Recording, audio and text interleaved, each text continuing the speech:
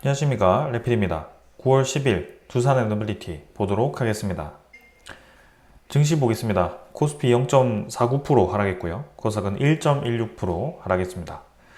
오늘도 양증시는 하락으로 진행이 되었고요. 코스닥은 어제 상승을 했지만 1% 가까이 또 하락을 하였고요.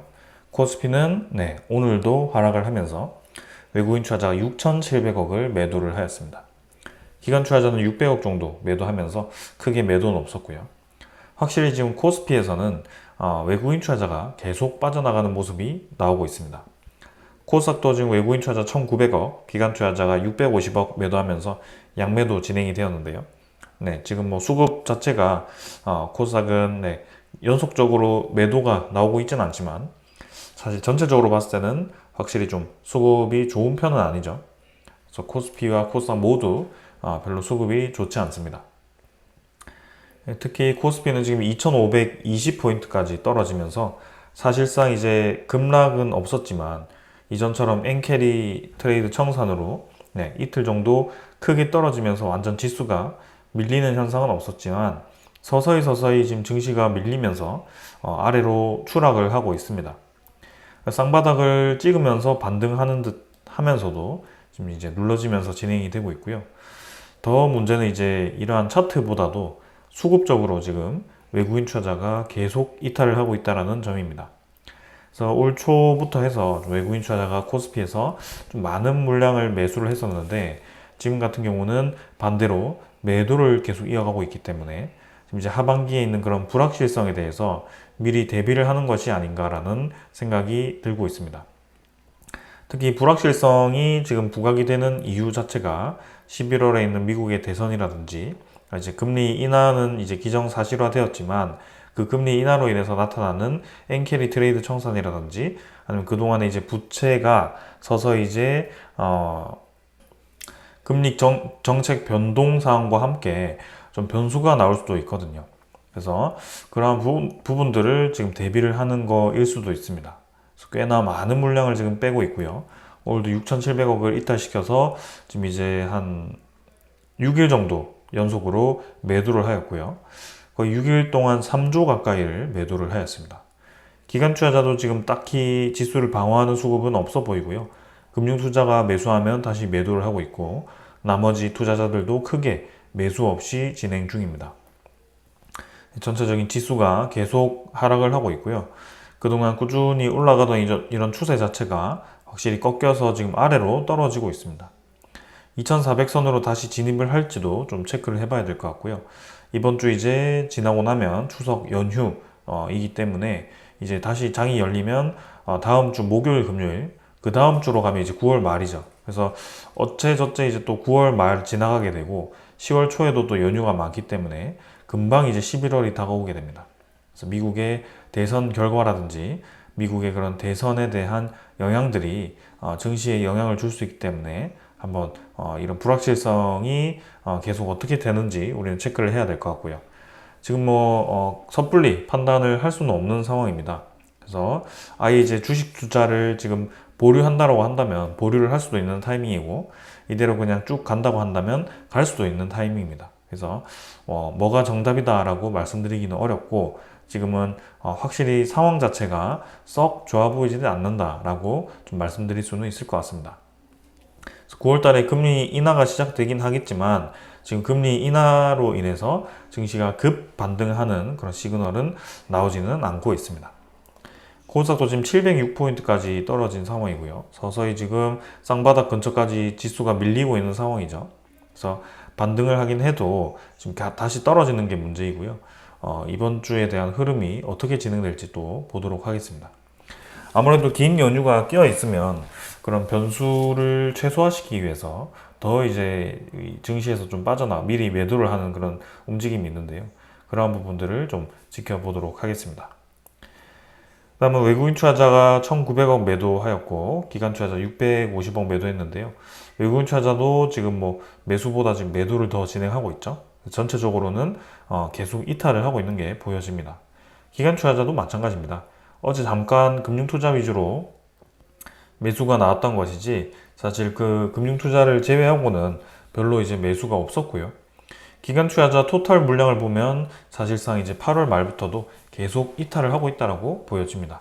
그래서 이러한 부분들이 좀 이제 증시에 계속 부담을 주고 있습니다.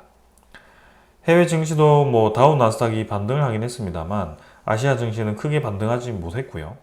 다우 나스닥이 반등한다고 해서 무조건 이제 지금 한국 증시가 올라간다, 이렇게 보기는 어렵습니다.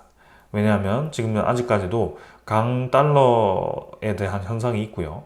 그 강달러에 대해서 증시가 움직이기 때문에 사실상 달러의 영향을 받는, 환율의 영향을 받는 다른 국가들은 이 미국의 증시만큼 지수가 올라가지 못할 수도 있습니다.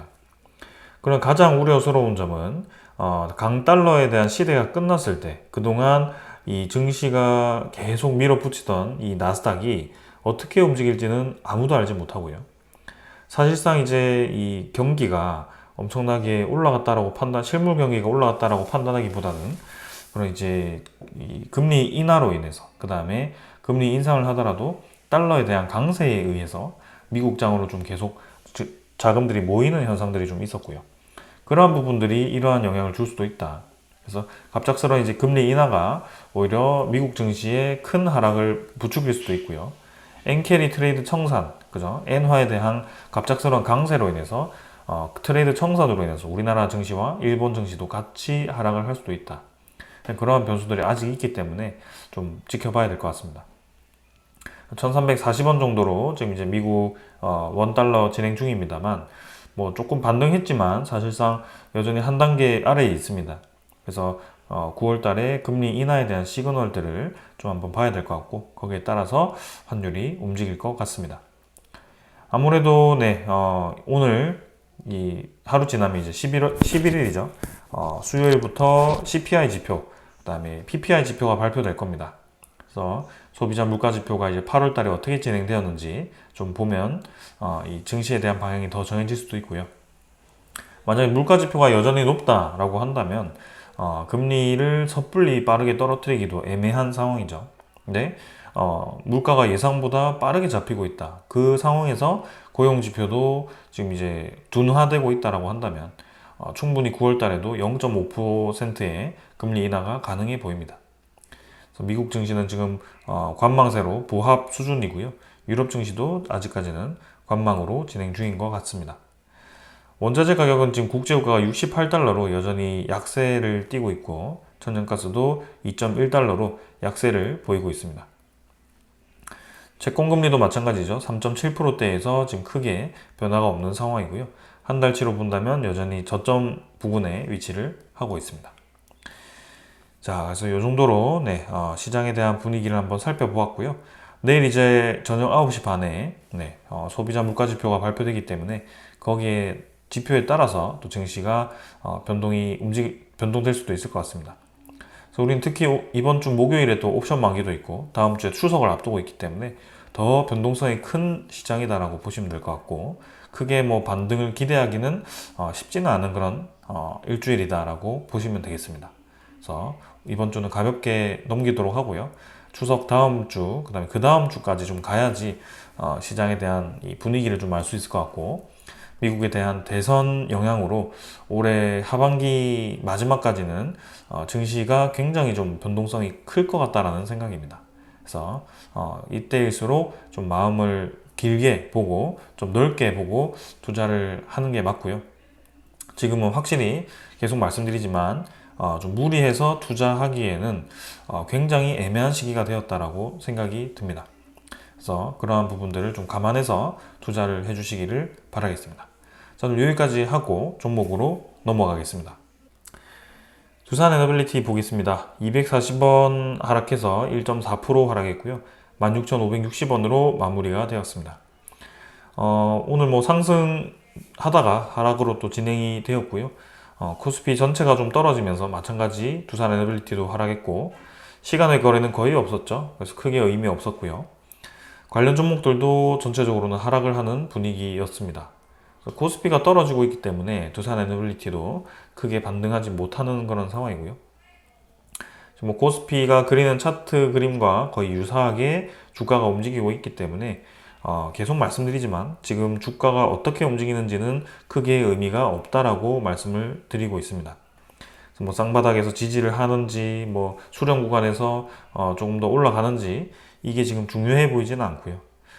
결국에는 이러한 어려운 시장 속에서 두산 에너빌리티가 올라가기 위해서는 그동안 주가를 억누르고 있던 불확실성의 소재들이 없어져야 된다. 그거는 계속 세 가지로 제가 나누어서 말씀을 드리고 있고요.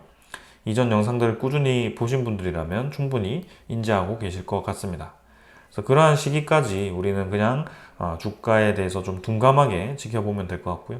이미 거래량은 줄어들 대로 줄어들었기 때문에 그러한 소식과 함께 거래량이 다시 증가하는 시기를 기다려야 될 것 같습니다.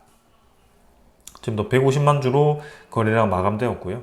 어제 올라간 거 그대로 뱉어내면서 진행되었고, 150만 주면 사실 뭐 거래가 거의 없었다라고 보시면 될 것 같습니다. 두산 에너빌리티 전체 주식수가 6억 4천만 주인데요. 그 중에 150만 주면 거래량이 상당히 부족해 보이고요. 최근 평균 거래량도 보시면 거의 많으면 400만 주, 적으면 200만 주, 100만 주 수준이기 때문에 상당히 부족해 보입니다. 그래서 이러한 거래량으로 뭐 주가가 움직이는 것 자체는 크게 중요해 보이지 않는다. 그래서 이 수급 자체가 증시에 움직이는 대로 일부 약하게 들어왔다가 약하게 나갔다가 하는 거 그대로 지금 차트가 그려지고 있는 거고요. 지금은 뭐 딱히 두산 에너빌리티가 좋지 않다, 좋다 이런 거에 의해서 차트가 움직이는 것 같지는 않습니다. 그래서 이전에 좀 이제 두산 에너빌리티가 2만 원을 돌파해서 꽤 오랫동안 2만 원 위를 유지했던 것과 비교해서는 상당히 이제 아래에 위치를 해서 지지부진하는 모습인데요. 사실상 이제 증시 전체의 분위기를 보았을 때는 코스피가 2800선 근처에서 2900선까지 거의 도달했다가 2500선까지 떨어진 상황입니다. 그렇기 때문에 두산 에너빌리티도 비슷한 그림을 그릴 수밖에 없고요. 코스피 상위 종목들, 삼성전자라든지 SK하이닉스 이러한 차트들만 보더라도 지금 증시가 어떠한 상황인지 알 수 있을 것 같습니다. 그래서 계속해서 어려운 상황이 이어지고 있고요. 우리가 이제 20년도부터 거의 투자를 이어왔는데 근 4년 동안에 큰 빛을 발하지 못하고 있습니다. 그 이유가 지금 사실상 이 증시에 대한 움직임과 굉장히 유사해 보이고요. 한번 올라갈 때 우리도 이제 두산 에너빌리티 큰 상승을 한번 맛보고 그 이제 떨어질 때와 그다음에 그동안의 이 움직임들 다 증시와 함께 했습니다. 그래서 이러한 패턴이 웬만한 대형주, 우량주들과 거의 유사하게 지금 그림을 그리지 않을까라는 생각이고요. 코스피가 결국에는 반등을 해야지만 두산 에너빌리티도 기본적으로 우량주에 속하기 때문에 같이 좀 올라가는 그런 경향이 있다라고 생각하시면 되겠습니다. 그럼 코스피가 언제 올라가느냐? 그거는 결국에는 금리에 대한 인하가 본격적으로 진행되어야 되고 그 금리 인하가 결국에는 증시를 무조건 끌어올린다가 아니라 금리 인하 초기 시기에는 이제는 아직까지 도사리고 있는 경기 침체에 대한 시그널을 완벽하게 제거를 해야 된다. 근데 이게 어떻게 지금 침체 신호가 다가오는지 아직까지 우리가 알 수는 없고요. 계속 뭐 여러 가지 소식들이 들려오면서 영향을 많이 주고 있습니다. 그래서 맨날 아래 공포, 엔캐리 트레이드 청산 이렇게 계속 이제 증시를 눌리면서 두산 에너빌리티도 속절없이 떨어지고 있고요. 그러한 이 움직임 속에서 좀 이제 확실한 소식이 나온다면 이러한 증시 움직임과 반대로 두산 에너빌리티 주가가 올라갈 수는 있을 것 같습니다. 그러나 아직까지는 그러한 소식들이 나오지 않고 있기 때문에 좀 더 시간이 필요해 보인다라고 말씀을 드리는 겁니다. 자, 그 다음에 이제 투자 소급을 보게 되면 외국인 투자자 18만 주 매도했고요. 기관 투자자 9만 2천 주 매도했습니다. 외국인 투자자 매수 매도 거의 동일하게 어제와 유사하게 진행되었고요. 사실상 코스피 전체에서 계속 크게 이탈하고 있기 때문에 이 정도면 두산 에너빌리티에서 크게 많이 매도하고 있지는 않다라고 보여집니다. 기관 투자자도 금융 투자 위주로의 매도, 그 다음에 투신의 매도가 좀 있었고 연기금 투자자는 반대로 매수했는데요. 사실 매일매일 이 수급 자체가 크게 의미가 없죠. 그래서 투신도 거의 최근에는 움직임이 없고요. 보험도 마찬가지고요. 연기금 투자자는 샀다 팔았다 거의 채워놓고 있고 사모펀드도 크게 매도 없습니다. 그래서 지금은 전체적으로 수급 자체가 좀 멈추어 있는 느낌이고 외국인 투자자에 대한 그런 코스피의 기계적인 매도에 의해서 두산 에너빌리티도 어느 정도 눌러지는 분위기다. 이렇게 넘어가면 될 것 같습니다. 지금 뭐 16,000원이니 17,000원이니 18,000원이니 크게 중요해 보이지는 않습니다. 공매도 잔고는 지금 158만 주 정도고요. 3만 주 정도 증가했습니다. 그래서 이 잔고가 이제 뭐 몇만 주씩 늘어나는 건 크게 중요하지 않고요. 이 늘어난 이 잔고가 얼마나 이제 줄어들지가 빠르게 줄어들지가 중요해 보입니다. 그래서 더 늘어나거나 더 줄어들거나 이런 것들을 계속 체크를 해볼 거고요. 지금 뭐 100만 주 수준에서 왔다 갔다 하는 것은 사실 크게 의미는 없어 보입니다. 그래서 이 정도 수준에서 크게 변하지 않는 것 자체가 전 괜찮다라고 생각이 들고요. 대차 잔고도 크게 지금은 변화 없었던 것 같습니다. 지금 시간이 흘러서 아직 집계가 되지 않았는데요. 두산 에너빌리티의 뭐 상위 이 상환 소식은 없었습니다. 그래서 뭐 비슷하게 평소와 유사하게 대차 잔고가 형성이 되었을 걸로 보여주고요. 확실히 이전보다 지금 대차 잔고가 크게 움직임이 없다라는 것이 좀 많이 느껴집니다. 그래서 뭐 대차 잔고도 지금 멈춰 있고 공매도 잔고도 멈춰 있기 때문에 이제 딱 한 방, 그죠? 불확실성을 해소할 수 있는 소식만 나와준다면 금방 이제 2만 원대로 돌파를 해서 이전에 우리가 돌파하지 못했던 고점들을 좀 노려볼 텐데요. 아직까지는 조금 더 시간이 필요해 보입니다. 오늘 특별한 수급 없었고요. 네, 이번 주 목요일은 옵션 만기였기 때문에 수요일, 목요일 정도 변수가 좀 있을 것 같습니다. 그래서 크게 수요일, 목요일에 대한 움직임도 만기일에 대한 움직임이기 때문에 별로 중요해 보이지는 않습니다. 그래서 올라가도 금방 내려갈 수도 있고 내려가도 금방 올라갈 수도 있는 그런 상황이기 때문에 이번 주 자체가 저는 금방 빨리 지나가서 추석이 끝나고 그 다음 주까지 좀 빨리 넘어갔으면 좋겠습니다. 그래서 큰 의미 없는 시장이 계속 이어지고 있다. 그 다음에 추적 물량과 당일 물량은 거의 동일했고요. 18만 주 매도로 나와서 전날 매수했던 거 일부 매도해서 20.93%. 그래서 외국인 투자자 물량은 20 후반대 유지를 하고 있습니다. 자, 이 정도로 이제 차트, 그 다음에 거래원 정도 다 확인했고요. 네, 오늘 이제 준비한 소식들 좀 전달 드리도록 하겠습니다. 자, 결국에는 이제 이 합병에 대한 일정이 연기가 되는 것 같습니다. 그래서 두산 로보틱스와 에너빌리티가 25일에 예정되었던 주주총회를 연기한다라는 공시를 하였고요. 자세하게는 뭐 사실 미정이라고 보시면 될 것 같습니다. 그래서 정정 공시가 나왔고, 이전에 이제 정정 전에는 이렇게 이제 매매 거래 정지 기간과 뭐 매수 청구권 기간, 이런 이 합병에 대한 반대 기간이 다 정해져 있었는데 지금 정정 후에는 이제 날짜가 다 없어졌습니다. 그래서 아직까지 일정이 정해지지 않았다라고 보시면 될 것 같고요.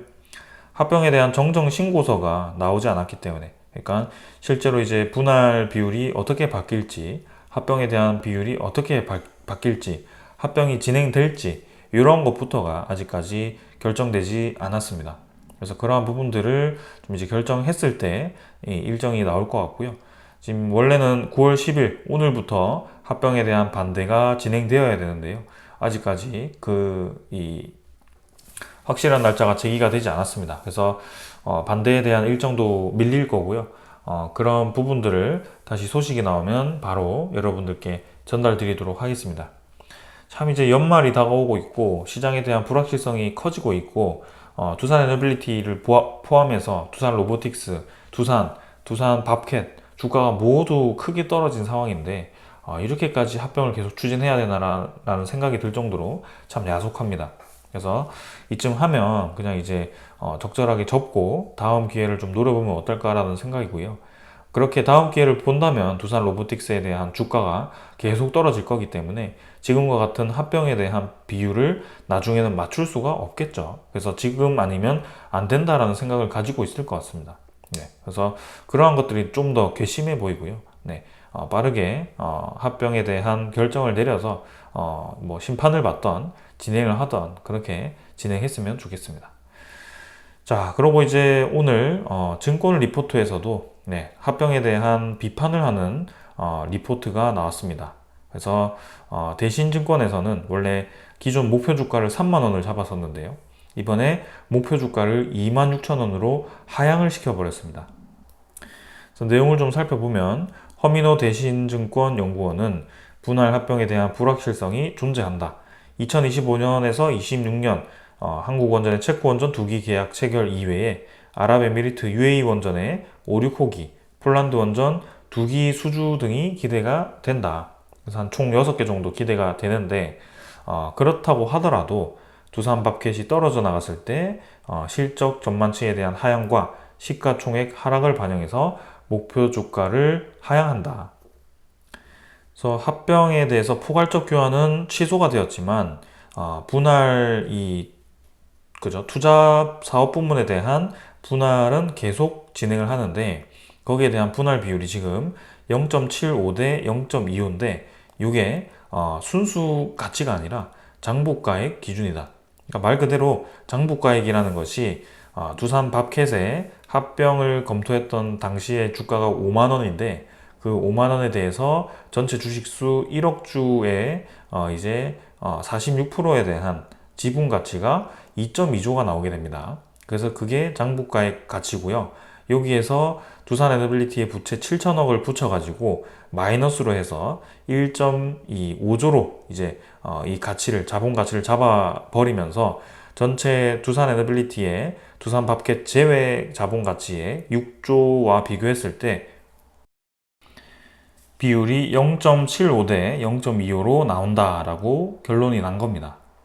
그래서 여기서도 지금 이제 경영권 프리미엄이 없고 그냥 이 장부가의 기준으로 그대로 합병이 된 거기 때문에 주가가 2850원 매수 청구권 가격까지 오른다고 해도 소각에 대한 비율이 높기 때문에 14.5%에 대한 손실이 발생한다라고 설명을 한 겁니다.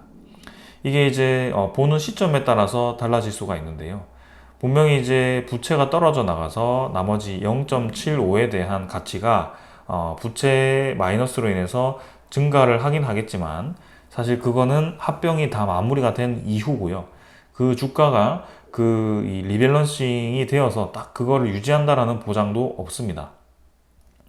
그래서 합병이 끝나고 나서 동시호가에 쭉 올랐다가 쭉 떨어질 가능성이 굉장히 저는 높아 보인다라고 보여지고요. 그렇게 생각을 한다면 그러한 부분들 다 고려하지 않고 단순히 주식이 소각되는 비율을 생각한다면 14.5%가 손실을 본다. 그렇기 때문에 지금 뭐 어떤 게 명분이었냐. 투자금 확보를 위해서 1조 2천억 마련을 위해서 지금 합병을 진행한다고 되어 있는데 사실 4,350억 원은 합병과 관계없이 이 두산 큐벡스라든지 그런 이제 이 D20인가요? 뭐 이상한 기업 하나를 매각함으로써 4,350억 원을 두산그룹 의지가 있으면 두산이 가져가서 두산 에너빌리티에 돈을 지급해 줄 수 있는 상황이다.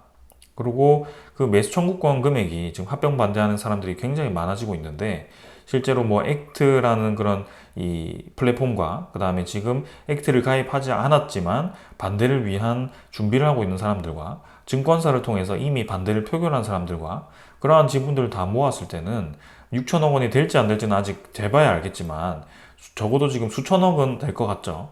그래서 그러한 부분들을 따졌을 때는 사실상 1조 2천억 원을 마련하는 그런 이 목표 자체가 의미가 없는 거죠. 왜냐하면 매수 청구권에 대한 금액, 뭐 3천억 원이 되었든 4천억 원이 되었든 이미 마이너스가 된다는 거죠.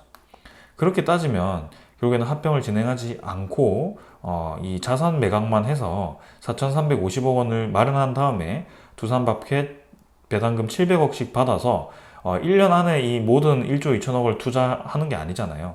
700억씩 받아다가 매년 이제 두산에너빌리티 이제 이익잉여금 생기기 때문에 그러한 부분들로 이제 부채 막고 최대한 이제 부채 비율 줄여가지고 배당금이 이제 순수 뭐 부채 이자를 갚는데 올인되는 게 아니라 어느 정도 4,350억 원으로 이자를 이제 좀 줄여 나간다면 원래 뭐 660억 내던 거를 이자를 한 300억 정도로 줄인다면 이 두산 밥켓의 배당금도 400억 정도가 남잖아요.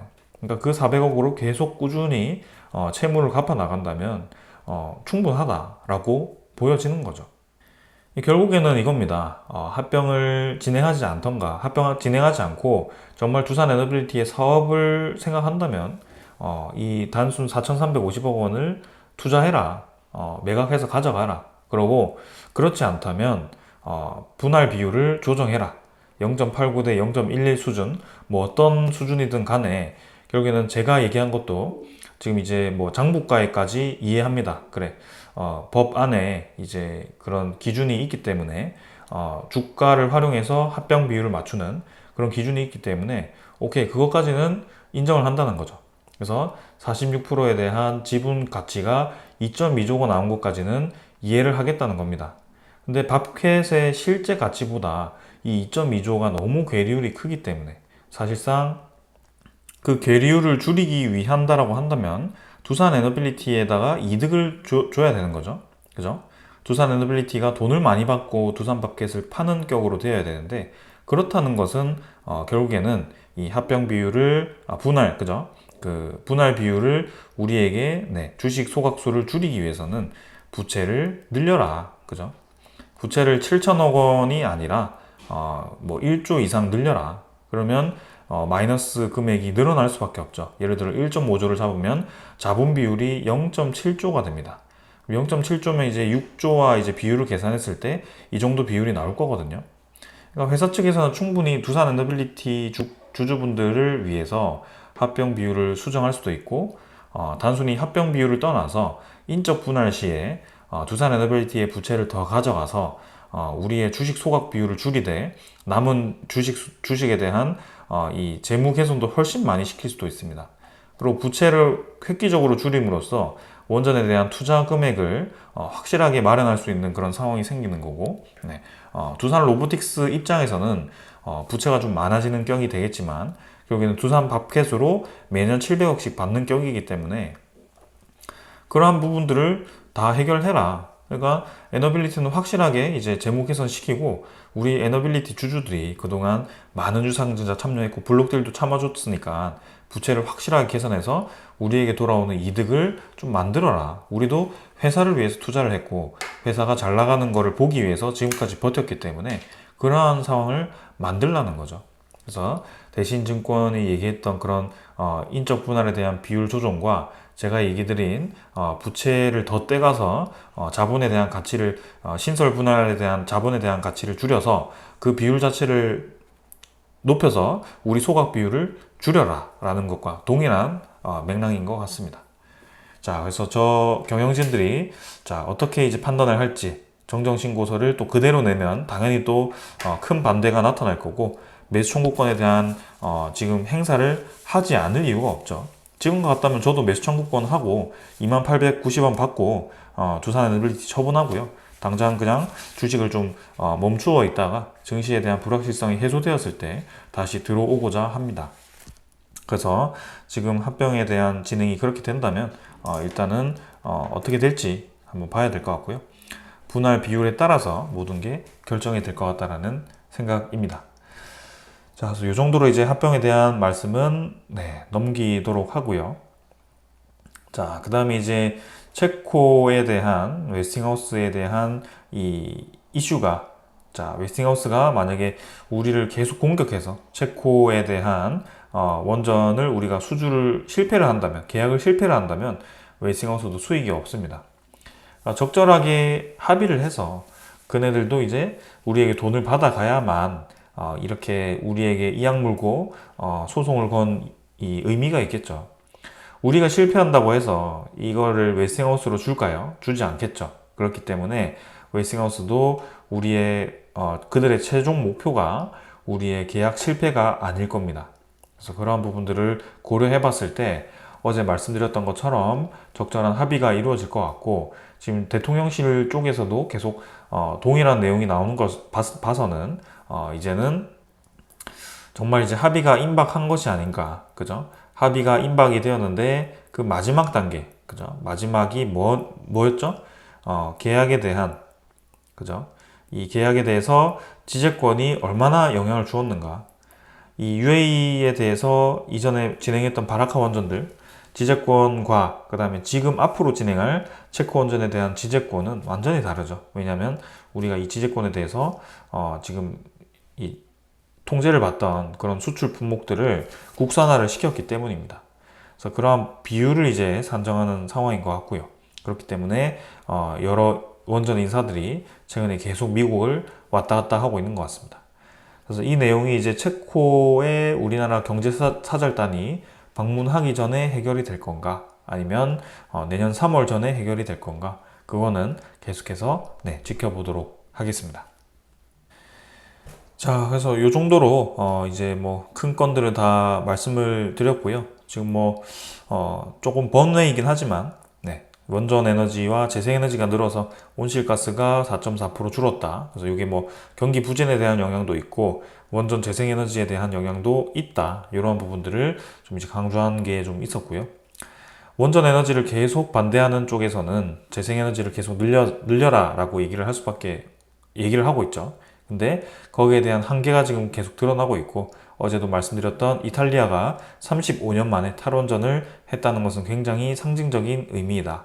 그래서 공식적으로 탈원전을 계속 이끌어가고 있는 국가는 독일과 몇 국가들밖에 이제 남지 않았을 거라고 보여지고 있고요. 신규로 이제 원전 건설을 검토하거나 이제 앞으로 원전을 예산 편성해서 착공을 들어가는 국가들이 상당히 많아지고 있습니다. 그리고 대책 없는 아리백에 대한 그런 추진으로 이 재생에너지에 대한 급속한 확대가 이제는 수급 안정화 대책이 필요할 만큼 또 문제가 발생하고 있다. 그래서 태양광을 설치해서 공짜 전기를 얻는 건 중요하지만 좋지만 그거를 무분별하게 그냥 계속 이제 얻는 것도 좋지는 않다라는 거죠. 태양광 얻어서 이 태양광 패널로 얻는 그 전기를 출력을 조절하기가 쉽지 않기 때문에, 그죠? 그러한 부분들을 고려해서 지금 이제 스마트 뭐 전력 관리하는 그런 시스템을 개발하든지 그런 것들을 깔아야 되지만, ESS라든지 그런 에너지 저장 장치를 깔아야 되지만 아직도 그게 부족한 상황에서 계속 이제 재생에너지만 늘리자라고 주장을 하고 있는 거죠. 그게 급속도로 늘어나니까 이제는 전기가 많이 생산돼도 그것을 활용하지 못하는 그런 상황이 되는 거고, 그리고 가장 중요한 거, 우리나라의 이 전력에 대한 수요 질 자체가 우리는 저라고 하기 그러네요. 단위 면적당 소비 전력이 굉장히 높은 국가이다. 이거를 계산을 해야 됩니다. 단위 면적당 소비가 높다라는 것은 뭐죠? 이 산업 단지가 많다라는 겁니다. 그죠? 일반 이 아파트에서는 뭐 소비 전력이 그렇게 크지 않겠죠. 아파트 단지 아무리 모여봤자 우리가 뭐 하루 동안 쓰는 전력이 얼마나 되겠습니까? 집에서 뭐 하루 종일 뭐 비트코인 생산한다고 서버를 돌릴 것도 아니고요. 그래서 개인 뭐 아파트 단지는 태양광으로 뭐 충당해서 저장을 해놨다가 낮에는 이제 사람들이 활동하고 저녁에는 이제 잠을 자기 때문에 충분히 그걸로도 생활이 가능하겠죠. 근데 이 산업단지라는 것은 그렇지 않다. 그래서 낮에도 돌아가야 되고 밤에도 돌아가야 되는 반도체 단지, 그 다음에 2차 전지 생산 단지, 이런 것들이 많기 때문에 단위 면적당 소비 전력이 굉장히 높은 상황이고, 그만큼 양의 질의 전력이 공급이 돼야 되는데, 태양광 같은 그런 신재생에너지는 밤에도 24시간 동안 안정적인 그런 고효율의 에너지를 내기는 어렵고, 해상풍력도 마찬가지고, 그거를 LNG로 충당하자니 탄소가 배출되고, 석탄 발전소도 이제는 폐기가 되어야 되고, 그렇다고 수력 발전소를 활용하자니 수력 발전도 가뭄이 오래 지속되는 계절에서는 발전량이 줄어들기 때문에 쉽지 않다. 결국에는 귀속되는 게 원전 에너지로 귀속될 수밖에 없습니다. 지금은 우리가 뭐 원전을 좋아해서 원전을 깔자라는 게 아니고, 결국에는 논리적으로 봤을 때 그냥 이치가 그렇다는 겁니다. 그죠? 우리 이 인간에 대한 이 산업이 발전되는 방향이 그러한 에너지의 흐름으로 가고 있기 때문에 전 세계적인 국가들이 그 원전 에너지 위험을 무릅쓰고도 다시 검토를 하고 있는 거죠. 그러한 이치를 지금 계속 전 세계 에너지 흐름을 거스른다라고 표현을 하고 있기 때문에 그것도 이제 문제고요. 그게 뭐 극단적으로 우리가 뭐 원전 에너지를 프랑스처럼 70%까지 늘리자 이렇게 계획한 것도 아니고, 그동안 줄여놨던 25% 정도를 32%로 늘린다고 하니 완전히 그냥 우리가 이 원전 에너지만 하는 것처럼 그렇게 표현을 하는 게 과연 합리적인가 라고 생각을 할 수밖에 없죠. 자, 그래서 이러한 부분들을 생각을 한다면 전 세계적으로 계속해서 저는 원전 에너지, SMR 에너지 계속 늘어날 수밖에 없고요. 결국에는 이 고효율의 이 탈탄소 에너지, 24시간에 대한 생산 안전성을 확보하는 에너지가 등장하지 않는 이상은 원전 에너지에 대한 수요는 계속 증가할 수밖에 없다라고 생각이 됩니다. 그래서 그게 꺾이는 시점이 아마 수소 에너지에 대한 효율이 높아지고 수소 생산이 굉장히 많아질 때 이 원전 에너지에 대한 인기가 사그라들지 않을까라는 저는 생각을 하고 있고요. 그 시기는 적어도 2030년대는 돼야지 될 것 같습니다. 그래서 꽤나 이제 오랜 시간이 걸릴 거기 때문에 그때까지는 좀 이러한 이 원자력 에너지가 좀 필요해 보이고 그러한 부분들을 우리도 생각을 하면서 이 전체 시장을 읽어가면서 투자를 해야 될 것 같다라는 점에서 말씀을 드렸습니다. 저는 이 정도로 마무리하고요. 추석까지는 사실 변수가 많습니다. 그래서 지금 뭐 어떻게 움직인다가 중요해 보이지 않고 적절하게 마무리하고 이번 주는 넘어가는 걸로 하겠습니다. 자, 오늘 여기까지 하고 마무리하겠습니다. 감사합니다.